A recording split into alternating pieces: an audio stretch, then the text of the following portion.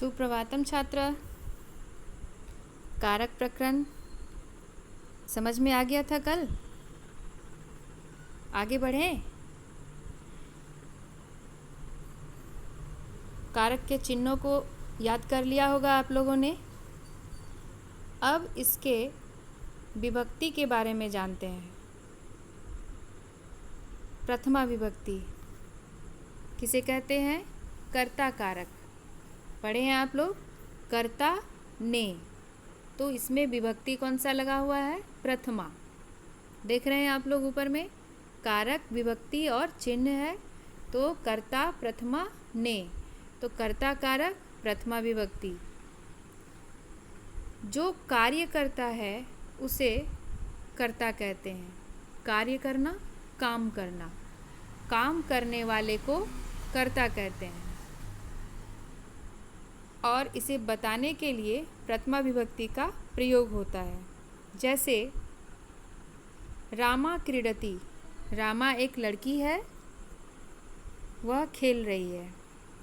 रामा खेलती है, तो यहाँ ने चिन्ह छिपा हुआ है। ने चिन्ह छिपा हुआ है। रामा खेलती है। छात्र पठति, छात्र ने पढ़ता है, तो यहाँ ने चिन्ह का प्रयोग हम लोग बोलचाल की भाषा में ने नहीं लगाते हैं। तीसरा है पुत्र गच्छति, पुत्र जाता है, पुत्र ने जाता है। यहाँ चिन्ह लगेगा क्या? ने, लेकिन ने चिन्ह का प्रयोग बोलने में नहीं किया जाता है, इसलिए इसे लुप्त विलुप्त कहा जाता है। इन वाक्यों में खेलना, पढ़ना तथा जाना क्रियाओं को करने वाले व्यक्ति कौन है? कर्ता है, और इनमें प्रथमा विभक्ति लगाई जाती है। हिंदी में ने चिन्ह या कुछ नहीं है कहते हैं। ने चिन्ह का प्रयोग हिंदी में नहीं किया जाता है।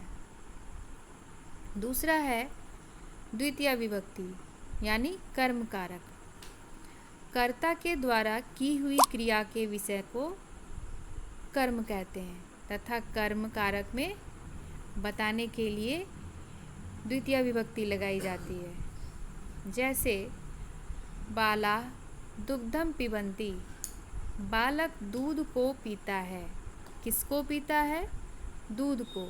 कर्ता के द्वारा की हुई क्रिया, कर्ता कौन है? काम करने वाला कौन है? जो दूध पी रहा है, पीने का काम कर रहा है, तो पीने के काम करने वाले कर्ता ने जिसके द्वारा क्रिया किया, किसके द्वारा? दूध के द्वारा किया, पीने का काम किया, तो उसमें हम क्या लगाएंगे? कर्म कारक लगाएंगे। बालक दूध को पीता है, जिसको पीता है उसी में विभक्ति लग जाएगी। तो कैसे लगी विभक्ति? आप लोग बालक शब्द रूप याद किए होंगे, देव पढ़े होंगे शब्द रूप 5 क्लास में। उसी शब्द रूप को लेते हैं। जैसे देवः देवो देवा, इसका हिंदी क्या था? देव ने, देव, दो देवों ने, अनेक देवों ने। देवम देवो देवान, द्वितीय विभक्ति कौन सी आ गई? देवम देवो देवान। एक देव को, दो देवों को, अनेक देवों को। इसी प्रकार यहाँ दुग्धम क्या हो गया? द्वितीय विभक्ति। देवम यहाँ हो गया दुग्धम। दूसरा उदाहरण है छात्र पुस्तकम पठति, छात्र पुस्तक को पढ़ते हैं। किसको पढ़ते हैं? पुस्तक को पढ़ते हैं, तो पुस्तक में हम क्या लगा देंगे? द्वितीय विभक्ति। और किसी में नहीं लगेगा। किस में लगेगा? पुस्तक में लगेगा। तो पुस्तका पुस्तको पुस्तका पुस्तके पुस्तकानि, पुस्तकम पुस्तके पुस्तकानि, और द्वितीय विभक्ति क्या हो जाएगा? पुस्तकम पुस्तके पुस्तकानि। नपुंसक लिंग का द्वितीय विभक्ति भी सेम होता है। तो यहाँ क्या हो गया? एक वचन, द्वितीय विभक्ति पुस्तकम। छात्र पुस्तकम पठति। प्रस्तुत वाक्यों में दूध तथा पुस्तक पीने तथा पढ़ने के क्रियाओं के विषय हैं। अतः कर्म है और कर्म में द्वितीय विभक्ति का प्रयोग हुआ है। तृतीय विभक्ति करण कारक। कर्ता ने कर्म को करण से, इसमें चिन्ह कौन सा लगता है? से। उदाहरण देखते हैं।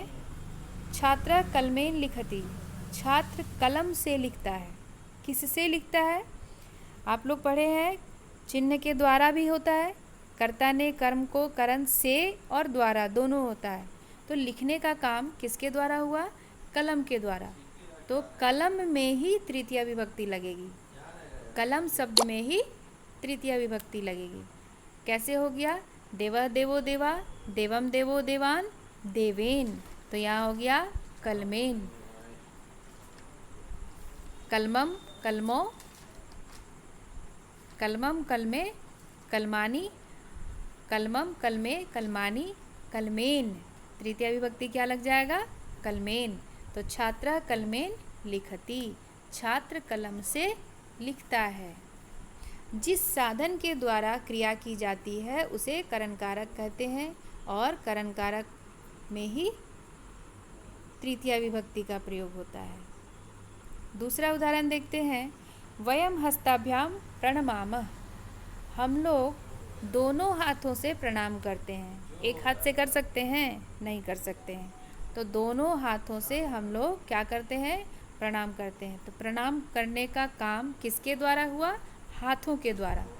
तो हाथ शब्द में ही तृतीय विभक्ति लगेगी। यहाँ अनेक हाथ है तो क्या हो जाएगा? हस्ताभ्याम। जैसे कि फलम फले फलानी, फलम फले फलानी, फलेन फलाभ्याम। कितने हाथ हैं? 2 हाथ। कितने हाथों से जोड़ा गया है?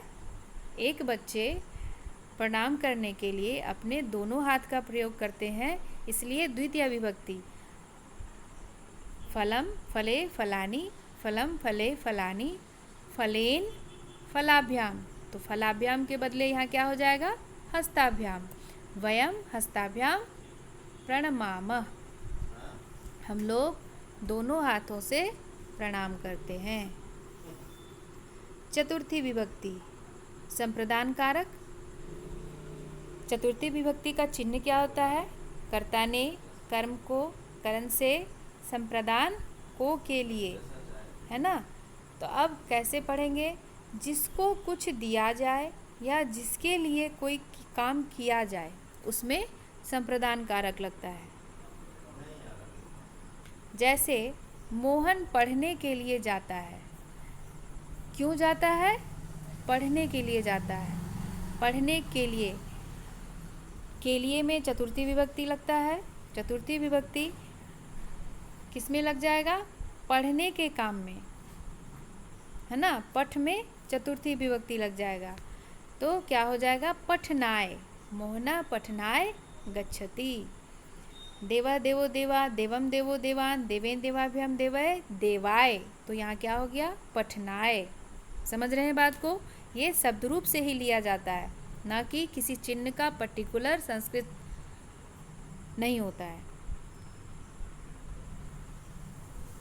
अब दूसरा उदाहरण है। राधा भिखारी के लिए भोजन देती है। किसके लिए देती है? भिखारी के लिए। चिन्ह किसके लिए आया है? भिखारी के लिए आया है, तो भिखारी में लगा देंगे हम। भिखारी का संस्कृत क्या होता है? याचक। तो याचक एक पुल्लिंग रूप है, तो पुल्लिंग का शब्द रूप में जाएंगे। देव शब्द रूप या बालक शब्द रूप, तो क्या हो जाएगा? चतुर्थी विभक्ति में जाइए शब्द रूप का। देवः देवो देवा, देवम देवो देवान, देवेन देवाभ्याम देवय देवाय। तो देवाय के जगह क्या हो जाएगा? याचकाय। सभी शब्दों का शब्द रूप याद करना बहुत कठिन है ना। कोई कठिन नहीं है। एक पुल्लिंग शब्द रूप याद करेंगे, अकारांत पुल्लिंग शब्द रूप, बाकी सभी पुल्लिंग शब्द रूप इसी के द्वारा चलेगा। एक स्त्रीलिंग शब्द रूप याद करेंगे, जितने भी आकारांत स्त्रीलिंग हैं वो उसी के द्वारा चलेगा। मतलब एक शब्द रूप याद करेंगे तो अनेक शब्दों का शब्द रूप उसी के द्वारा हम बना सकते हैं। जैसे अभी हम लोग बनाए, याचक का बनाए और किसका बनाए? पठनाय बनाए, किससे बनाए? देव से बनाए। देख लेंगे सिर्फ कि कौन से लिंग का है ये शब्द। भिखारी पुल्लिंग है और एक वचन है, तो देव भी पुल्लिंग है, एक वचन है। बालक भी एक वचन है और पुल्लिंग है, तो बालक या देव किसी में से हम शब्द रूप ले सकते हैं। तो राधा याचकाय भोजनम यच्छति। यच्छति मतलब देता है या देती है। समझ गए बात को? आज आप लोग बस यही 4 को बार बार घर में पढ़ेंगे। कौन चारों को? प्रथमा विभक्ति के बारे में, द्वितीय विभक्ति के बारे में, तृतीय विभक्ति के बारे में और चतुर्थी विभक्ति के बारे में। शब्द रूप आप लिख लेंगे, किसी एक शब्द रूप को या तीनों शब्द रूप को 4-4 विभक्ति में लिख लेंगे। देव का, लता का और फल का। और इसमें से देखेंगे जैसे मैंने बताया है वैसे ही आप लोग शब्द रूप से उठा करके उसे वाक्य में प्रयोग करेंगे। फिर समझ में आ जाएगा कि कर्ता के चिन्हों का प्रयोग शब्द रूप के द्वारा हम सेंटेंस कैसे बनाते हैं। समझ गए बात को? बाकी नेक्स्ट डे बताएंगे, वरना दिक्कत हो जाएगी, है ना? ठीक है।